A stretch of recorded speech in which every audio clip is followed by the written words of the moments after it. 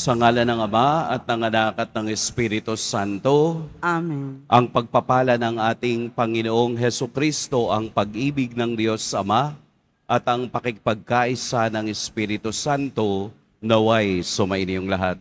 At sumayo rin. Mga kapatid, aminin natin ang ating mga kasalanan upang tayo'y maging marapat gumanap sa banal na pagdiriwang.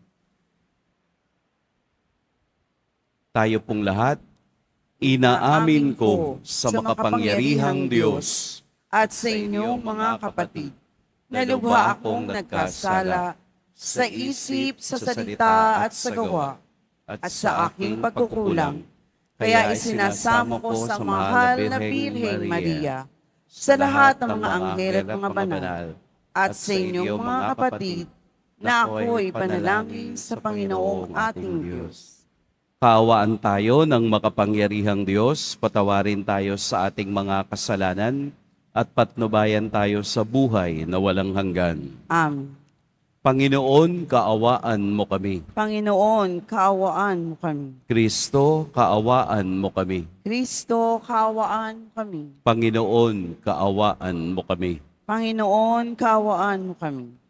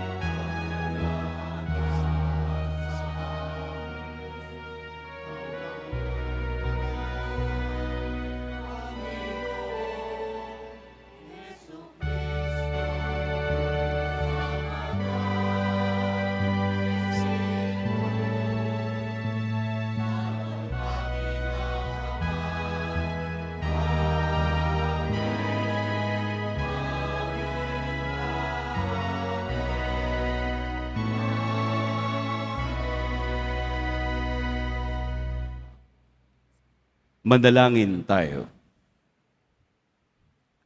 Ama naming makapangyarihan, ikaw ang lumikha at tagapamahala ng tanang umiiral. Tunghayan mo kami upang ang iyong awa ay aming maranasan at ipagkaloob mong ikaw ay aming wagas na mapaglingkuran sa pamamagitan ni Hesukristo kasama ng Espiritu Santo magpa sa walang hanggan. Amen. Magsiupo muna po ang lahat. Pagbasa mula sa aklat ni Propeta Isaías. Binigyan ako ng pangunawa ng Panginoon. Hindi ako naghimagsik ni tumalikod sa Kanya. Hindi ako tumutol nang bugbugin nila ako. Hindi ako kumibo nang ako'y kanilang insultuhin. Pinabayaan kong silang bunutin ang buhok ko't balbas. Gayon din nang lurhan nila ako sa mukha. Ang mga pangdustang ginawa nila'y di ko pinapansin, pagkat ang makapangyarihang Panginoon ang tumutulong sa akin. Handa akong magtiis, pagkat aking batid na ang sarili ko'y di mapapahiya. Ang Diyos ay malapit, at Siya ang magpapatunay na wala akong sala. May mga ngahas bang maghablas sa akin? Magharap kami sa hukuman at ilahad ang kanyang bintang. Ang poon mismo ang magtatanggol sa akin. Sino ang makapagpapatunay na ako ay may sala? Ang salita ng Diyos. Salamat sa Diyos. Kapiling ko habang buhay ang Panginoong may kapal. Kapiling ko habang buhay ang Panginoong may kapal. Mahal ko ang Panginoon pagkat ako'y dinirinig. Dinirinig niya ako sa dalangin ko at hibik.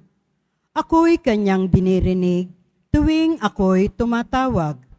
Kung ako ay tumatawag, sinasagot niya agad. Kapiling ko habang buhay ang Panginoong may kapal. Noong ako'y mahuhulog sa bingit ng kamatayan, nadarama ko ang tindi ng takot ko sa libingan. Lipos ako ng pangamba at masidhing katakutan. Sa ganong kalagayan, Panginooy tinawag ko at ako ay nagsumamo na iligtas niya ako. Kapiling ko habang buhay ang Panginoong may kapal. Mabuti ang Panginoon, siya'y mahabaging Diyos. Tunay siyang mahabagin at mapaghinuhod. Panginooy nagtatanod na wala ng sumaklolo. Noong ako ay manganib, iniligtas niya ako. Kapiling ko habang buhay ang Panginoong may kapal.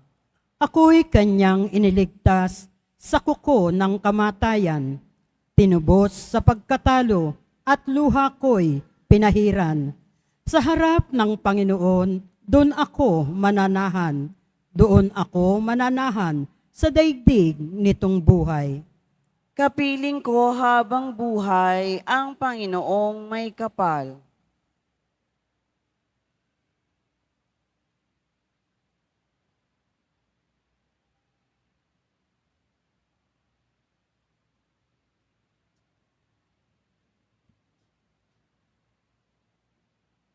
Pagbasa mula sa sulat ni Apostol Santiago. Mga kapatid, ano ang mapapala ng isang tao kung sabihin mang siya'y may pananampalataya, ngunit hindi naman niya pinatutunayan sa gawa? Maililigtas ba siya ng gayong pananampalataya? Halimbawa, ang isang kapatid ay walang maisuot at walang makain.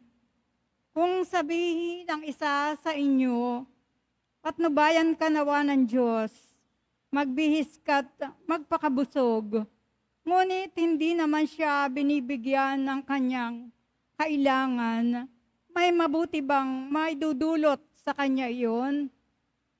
Gayon din naman, patay ang pananampalatayang walang kalakip na gawa. Ngunit may nagsabi, may pananampalataya ka at may gawa ako.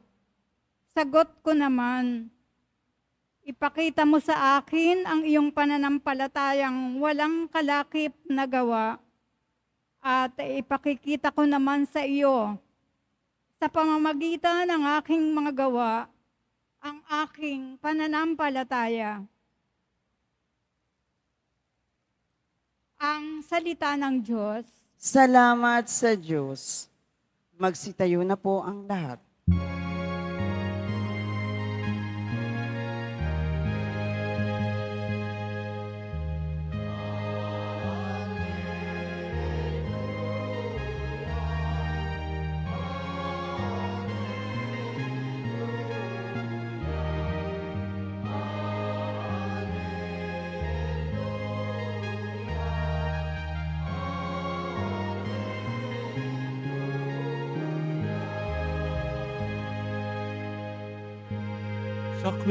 Sa krus ni Kristo dinangal.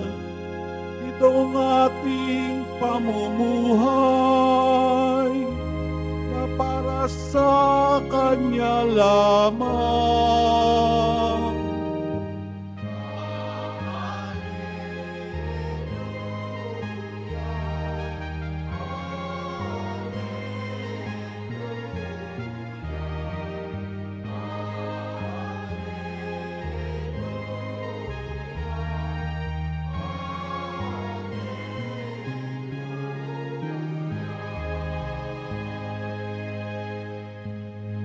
Sumainyo ang Panginoon, At sumayo rin. ang mabuting balita ng Panginoon ayon kay San Marcos. Papuri sa iyo, Panginoon. Noong panahong iyon, si Jesus kasama ang kaniyang mga alagad ay nagtungo sa mga nayo ng Cesarea, sakop ng Filipo. Samantalang sila'y naglalakbay, tinanong niya ang kaniyang mga alagad, "Sino raw ako ayon sa mga tao?" Sumagot sila, "Ang sabi ng ilan ay si Juan Bautista kayo. Sabi naman ng iba, si Elias kayo. At may nagsasabi pang isa kayo sa mga propeta. Kayo naman, ano ang sabi ninyo? Sino ako?" tanong niya. "Kayo ang Kristo," tugon ni Pedro. "Huwag ninyong sasabihin kanino man kung sino ako." Mahigpit na utos niya sa kanila. Mula noon, ipinaalam na ni Jesus sa kaniyang mga alagad na ang anak ng tao'y dapat magbata ng maraming hirap. Siya'y itatakwil ng matatanda ng bayan, ng mga punong saserdote at ng mga eskriba at ipapapatay. Ngunit sa ikatlong araw, muli siyang mabubuhay. Maliwanag na sinabi niya ito sa kanila. Kaya't niyaya siya ni Pedro sa isang tabi at sinimulang pagsabihan. Ngunit humarap si Jesus sa kaniyang mga alagad at pinagwikaan si Pedro, "Lumayo ka, Satanas. Ang iniisip mo'y hindi sa Diyos, kundi sa tao." Pinalapit ni Jesus ang mga tao, pati ang kaniyang mga alagad at sinabi, "Kung ibig ninumang sumunod sa akin, limutin niya ang ukol sa kaniyang sarili, pasanin ang kaniyang krus at sumunod sa akin. Ang naghahangad na maligtas ng kaniyang buhay ay siyang mawawalan nito. Ngunit ang mag-alay ng kaniyang buhay, alang-alang sa akin at sa mabuting balita, ay siyang magkakamit niyon." Mga kapatid, ang mabuting balita ng Panginoon. Pinupuri ka namin, Panginoong Hesukristo. Magsiupo muna po ang lahat. Atin pong purihin at dakilain ang ating Poong Jesus Nazareno. Pakisabi nga po sa inyong sarili, "I am okay." Parang hindi naman. Doon po sa hindi okay, pakisabi rin, "I am not okay." O meron pa rin na hindi okay. Okay lang po yan. Sometimes, it is okay not to be okay. Ibig sabihin, tinatanggap mo sa buhay mo, sa karanasan mo, sa araw mo na hindi palaging okay. Dahil may mga karanasan, may mga tao sa paligid, may mga pag-iisip na talagang hindi nagpapa-okay sa atin. Kaya nga po kapag hindi kayo okay, okay lang po yun. Huwag kayong magagalit sa iba kung hindi sila okay. Bakit ba ang kulit ko sa pagiging okay? Dahil sa ating ebanghelyo, napakaganda na pagnilayan natin saan nanggagaling ang tanong ni Jesus na sino ba ako sa inyo? Ang kaniyang tanong ay nagbukas ng maraming paraan upang pagnilayan natin kung sino ba talaga si Jesus. Una, tinanong niya ang kaniyang mga alagad, ayon sa mga tao, paano siya nakilala ng mga tao? At sumagot naman ang mga alagad, hindi ba't siya si Juan Bautista, si Elias, o ibang propeta. Ito ang pagkakakilala ng mga tao kay Jesus. Bakit? Dahil po sa kaniyang pagpapagaling, dahil sa kaniyang pagpapalayas ng masasamang espiritu, dahil na rin sa kaniyang magagandang salita o diwang nang gagaling sa kaniyang puso, kaya namamangha ang mga ordinaryong taong makinig sa kaniya. Kaya siya ay bumaling sa kaniyang mga alagad. Kung ito ang pagkakakilanlan ko sa mga tao, sa inyo, sa inyong 12, sino ako sa inyo? Mula sa maramihan, pumasok si Jesus sa personal. Kayong 12 na kasakasama ko sa aking ginagawa sa araw-araw, sino ako sa inyo? Kaya sumagot si Pedro, ikaw po ang Kristo. Ibig sabihin, pumapasok na sa kamalayan ng mga alagad niya, lalo na si Pedro, kung ano ang taong kaharap nila. Hindi siya si Juan Bautista, hindi siya si Propeta Elias, hindi anumang propeta, kung hindi ang Kristo ang tagapagligtas. Dahil ito ay nabunyag sa kanila, si Pedro ay parang nagkaroon ng pagdududa. Kaya si Pedro mismo ang humatak kay Jesus doon sa gilid. No, Lord, hindi pwede na ikaw ay magbata, hindi pwedeng ikaw ay mamatay. Ipinakita ni Jesus sa kanila kung ano ang haharapin nila pagbaba nila patungong Jerusalem. Tandaan natin na ito ay nangyari sa Caesarea Philippi.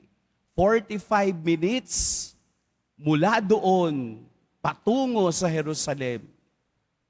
Bakit kailangang doon sabihin ni Jesus?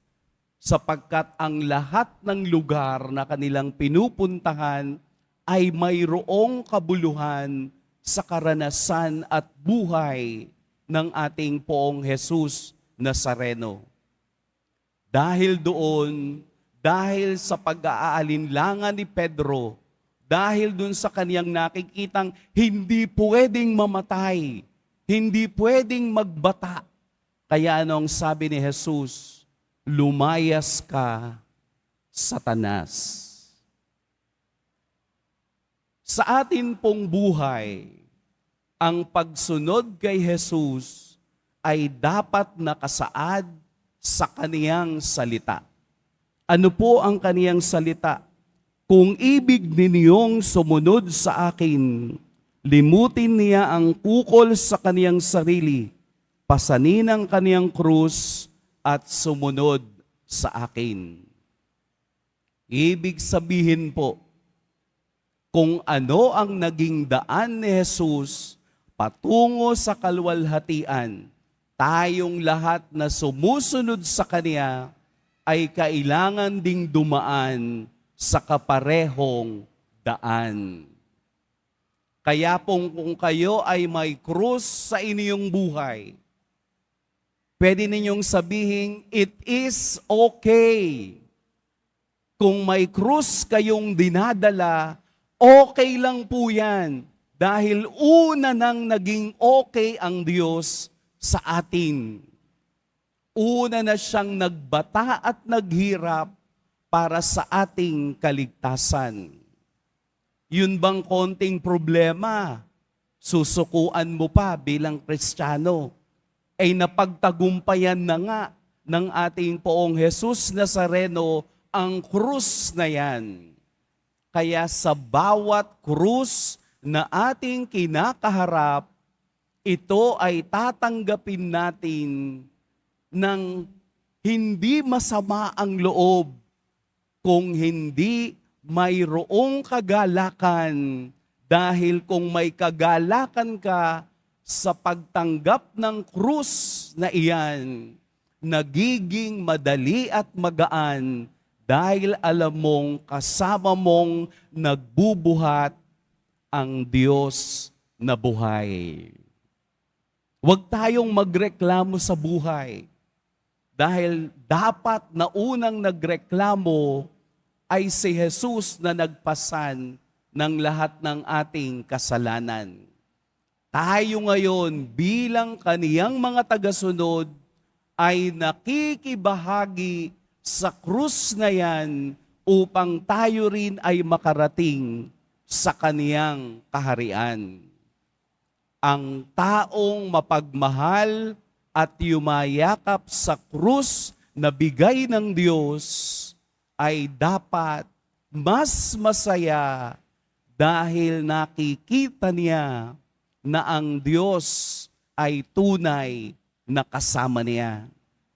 Hindi po totoo ang pagkakristyano kung wala kayong krus na dinadala. Huwag po kayong maniniwala sa mga taong dapat kapag nagsisimba ka, wala kang problema. Dapat kapag deboto ka, wala kang dinaranas na problema. Huwag kayong maniniwala sa mga taong ang pagsisimba o pagkilala sa Diyos ay dapat puro masaya, dapat puro biyaya, dapat walang problema. Mali iyon. Huwag din kayong maniniwala na itaas din niyo ang inyong mga payong para saluhin ang biyaya ng Diyos. Hindi ganon, sapagkat kailangan nating lumalim sa pagkilala kay Kristo na ating sinusundan. Hindi lamang tayo maniniwala sa sinasabi ng iba, kung hindi ikaw mismo, katulad ni Pedro, ay dapat magkaroon ng personal na pagkilala sa Diyos para magkaroon ng kwenta ang pananampalatayang meron ka.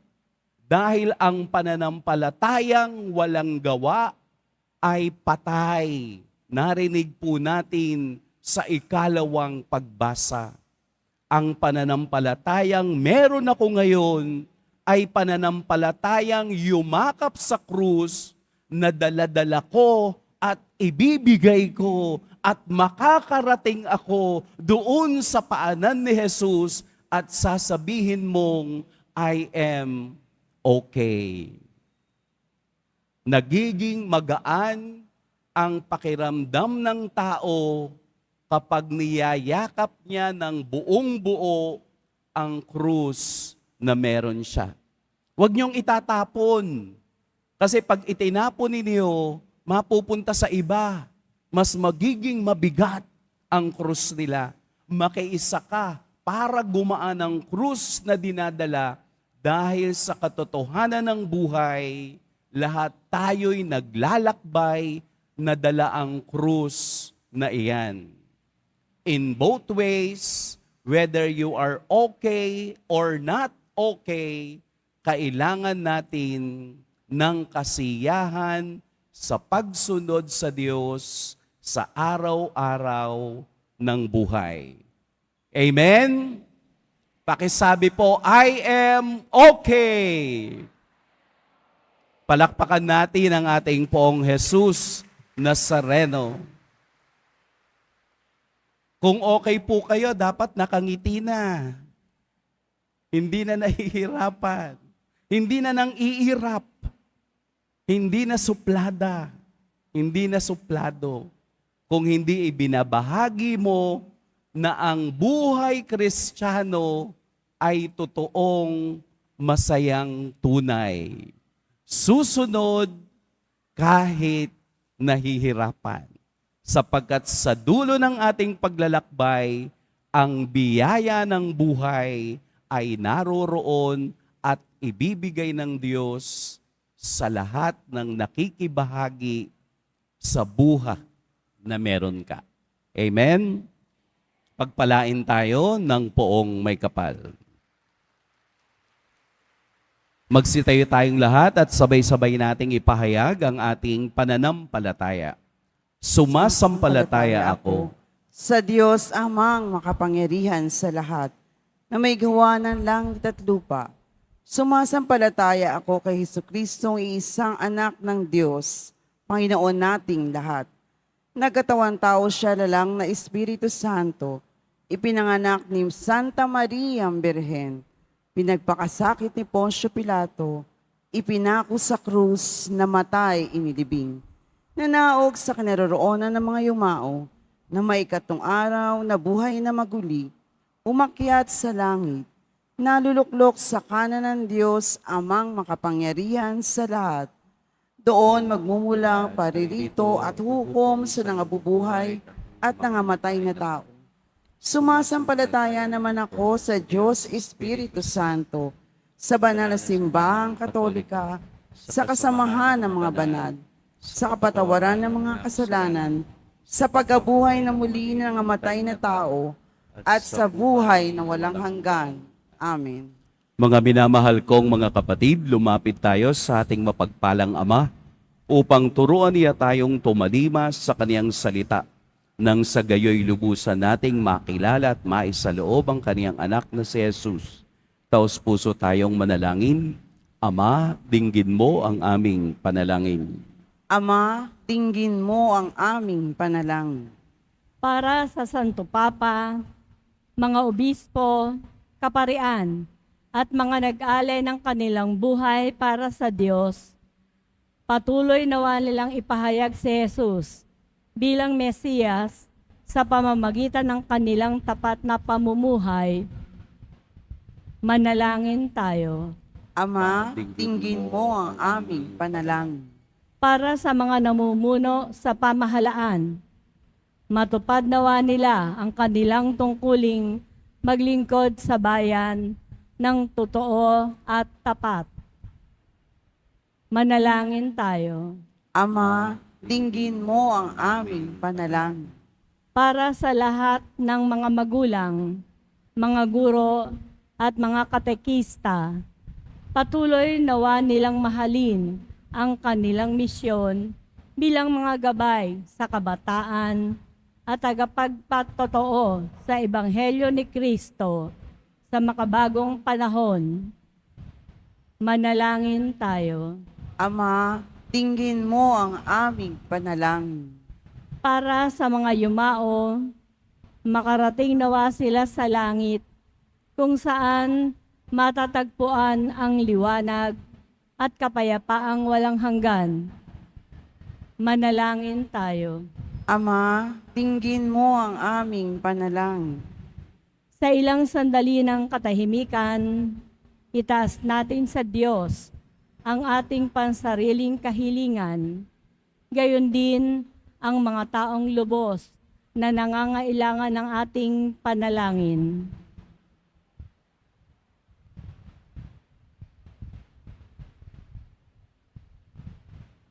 Manalangin tayo.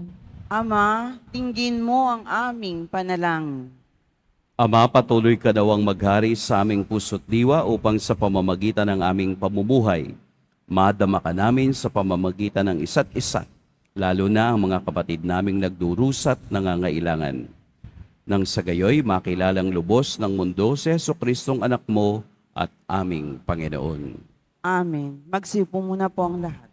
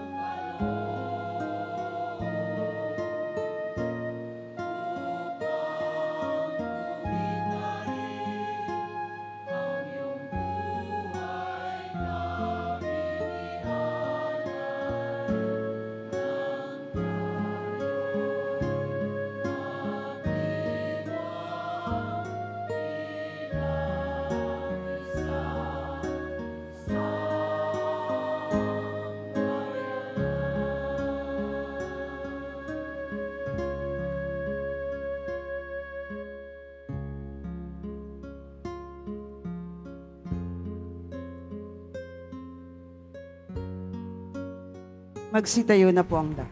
Manalangin kayo mga kapatid upang ang paghahain natin ay kalugdan ng Diyos amang makapangyarihan. Tanggapin nawa ng Panginoon itong paghahain sa iyong mga kamay, sa kapurian niya at karangalan, sa ating kapakinabangan at sa buong sambayanan niyang banal.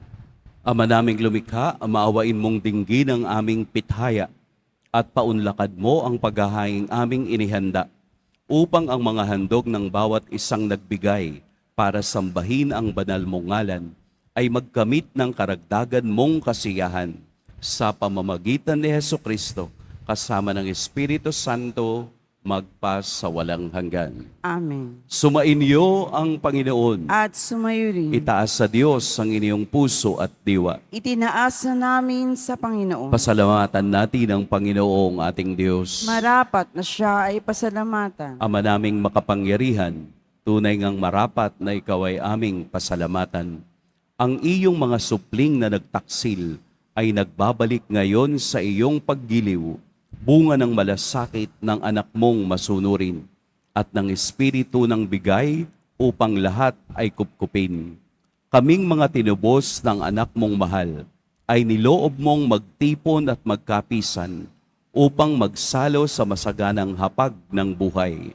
Kaisa ng anak mo at ng Espiritu Santo, ang iyong sambayanan ay nagpupuri sa iyo. Nagkakapisan ngayon ang bumubuo sa katawan ni Kristo. Nagkakatipon ngayon ang pinanananahan ng iyong Espiritu. Kaya kaisa ng mga anghel na nagsisiawit ng papuri sa iyo, nang walang humpay sa kalangitan, kami nagbubunyi sa iyong kadakilaan.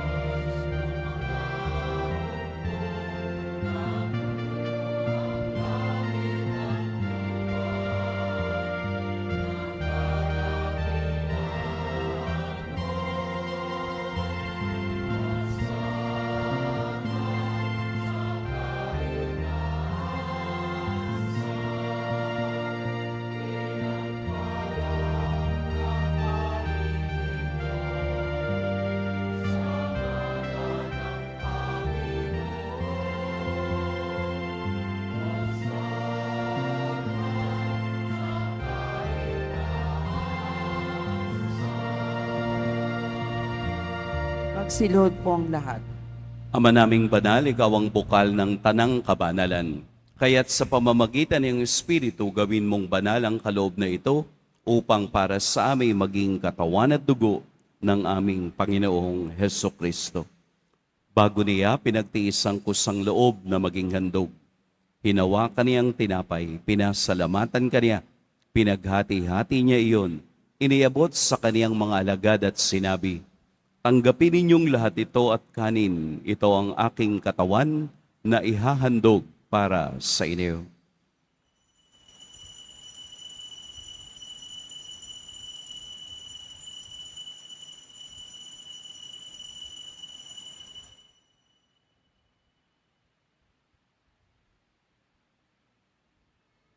Gayun din naman, noong matapos ang hapunan, hinawakan niya ang kalis, muli kaniyang pinasalamatan, inabot niya ang kalis sa kaniyang mga alagad at sinabi, "Tanggapin ninyong lahat ito at inumin, ito ang kalis ng aking dugo. Nang bago at walang hanggang tipan, ang aking dugo na ibubuhos para sa inyo at para sa lahat, sa kapagpapatawad ng mga kasalanan. Gawin ninyo ito sa pag-alala sa akin."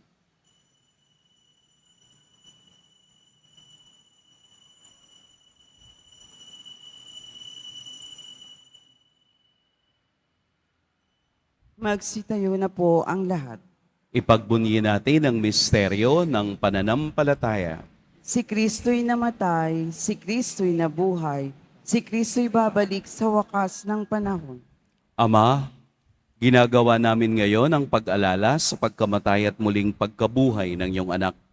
Kaya't iniaalay namin sa iyo ang tinapay na nagbibigay buhay at ang kalis na nagkakaloob ng kaligtasan. Kami nagpapasalamat dahil kami iyong minarapat na tumayo sa harap mo para maglingkod sa iyo. Isinasamo namin kaming magsasalo-salo sa katawan at dugo ni Kristo ay mabuklod sa pagkakaisa sa pamamagitan ng Espiritu Santo. Ama, lingapin mo ang iyong simbahang laganap sa buong daigdig. Puspusin mo kami sa pag-ibig kay San Francisco na aming Papa at ni Jose na aming Obispo at ng Tanang Kaparian. Alalahanin mo rin ang mga kapatid naming nahimlay nang may pag-asang sila'y muling mabubuhay, gayon din ang lahat ng mga pumanaw.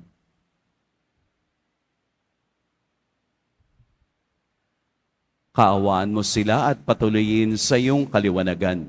Kaawaan mo at pagindapating kaming lahat na makasalo sa iyong buhay na walang wakas. Kaisa ng mahal na Birheng Maria na ina ng Diyos, ng kabiyak ng puso niyang si San Jose, kaisa ng mga apostol ni San Juan Bautista, at ng lahat ng mga banal na namuhay dito sa daigdig ng kalugod-lugod sa iyo, maipagdiwang nawa namin ang pagpupuri sa ikararangal mo sa pamamagitan ng iyong anak na aming Panginoong Heso Kristo. Sa pamamagitan ni Kristo, kasama niya at sa Kanya, ang lahat ng parangal at papuri sa iyo, Diyos, Amang makapangyarihan, kasama ng Espiritu Santo, magpa sa walang hanggan.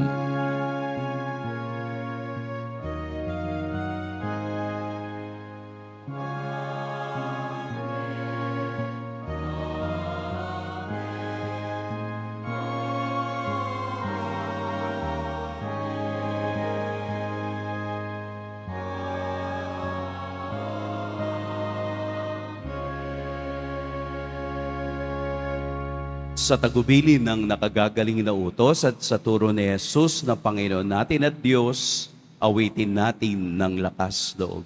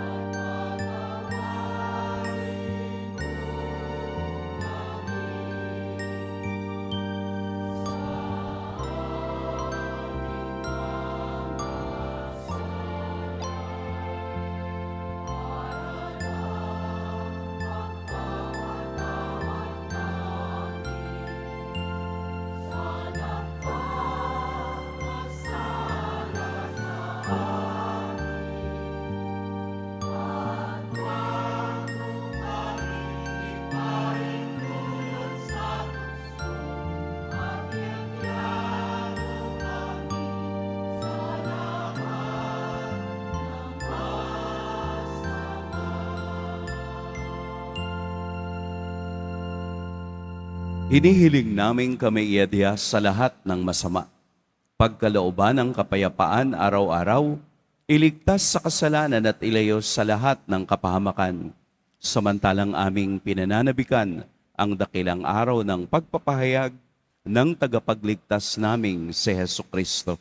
Sapagkat iyo ang kaharian at kapangyarihan at ang kapurihan magpakailanman. Amen.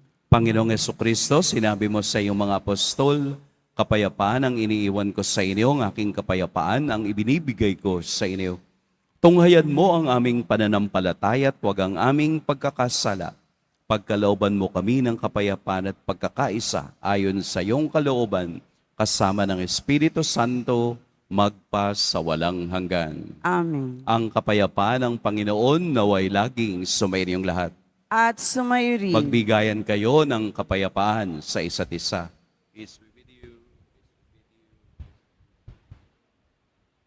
Kordero ng Diyos na nag-aalis ng mga kasalanan ng sanlibutan, maawa ka sa amin. Kordero ng Diyos na nag-aalis ng mga kasalanan ng sanlibutan, maawa ka sa amin. Kordero ng Diyos na nag-aalis ng mga kasalanan ng sanlibutan, ipagkaloob mo sa amin ang kapayapaan. Magsiluhod po ang lahat. Narito si Jesus ang patuloy na nagtatanong sa atin. Ito ang kordero ng Diyos. Ito ang nag-aalis sa mga kasalanan ng sanlibutan. Mapapalad ang inaanyayahan sa kaniyang piging. Panginoon, hindi ako karapat-dapat na magpatuloy sa iyo, ngunit sa isang salita mo lamang ay gagaling na ako.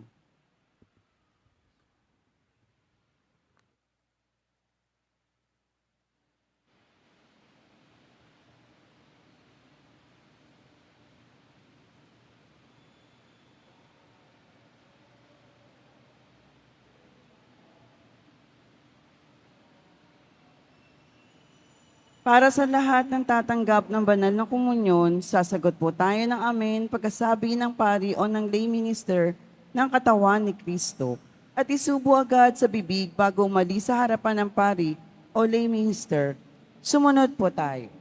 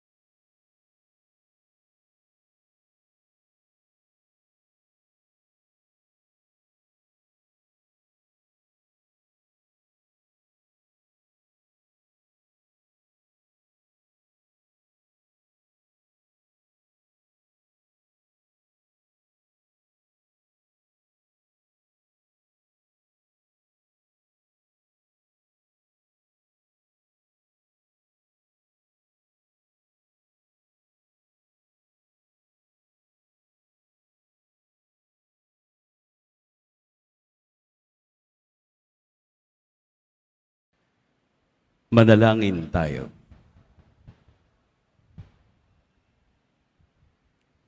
Ama naming mapagmahal, ang aming kalooban naway pagharian ng aming tinanggap na pakikinabang upang huwag ang diwa namin ang umiral, kundi ang bunga ng pagdiriwang na laging mamamayani sa amin sa pamamagitan ni Hesukristo kasama ng Espiritu Santo magpa sa walang hanggan.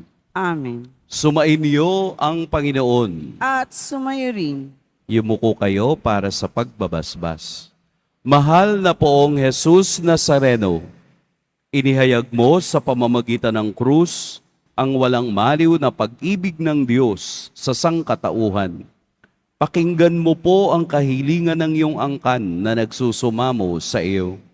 Makamtan nawa nila ang iyong katugunan at tanggapin ang kasagutan na may utang na loob na tinatanaw. Basbasan din po ninyo ang mga daladala nilang mga imahen at dasalan. Sa pamamagitan ng bendisyon na ito, naway maalala nila ang pangako nila noon sa binyag na ikaw ang kanilang iibigin at paglilingkuran bilang Panginoon magpa sa walang hanggan. Amen. At pagpalain kayo ng makapangyarihan at mapagmahal na Diyos, ang Ama at Anak at Espiritu Santo. Amen. Tapos na ang ating pagdiriwang, humayo kayong taglayang kapayapaan ng poong Jesus Nazareno. Salamat sa Diyos.